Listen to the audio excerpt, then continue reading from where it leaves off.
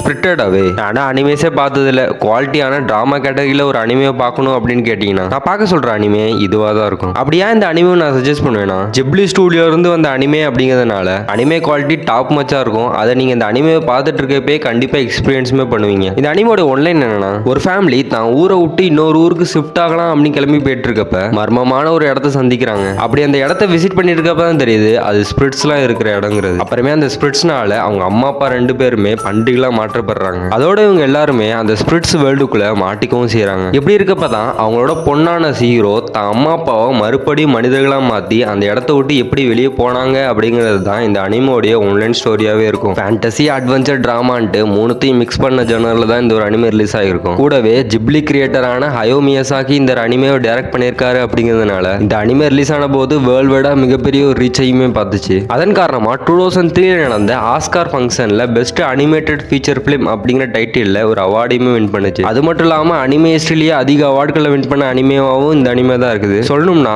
40க்கும் மேற்பட்ட அவார்ட்ஸ் இந்த ஒரு அனிமே மட்டும் கிரியேட் பண்ணியிருக்கு. இந்த அவார்ட்ஸ்லாம் ஓரம் கட்டிட்டு அனிமே பத்தி பேசணும்னா, ஒரு குவாலிட்டியான அனிமேவை பார்த்த எக்ஸ்பீரியன்ஸ் வேணும் அப்படின்னு நினைச்சீங்கன்னா இந்த ஒரு அனிமேவை கண்டிப்பா பாருங்க. உங்களை கண்டிப்பா சாட்டிஸ்ஃபை பண்ணும்.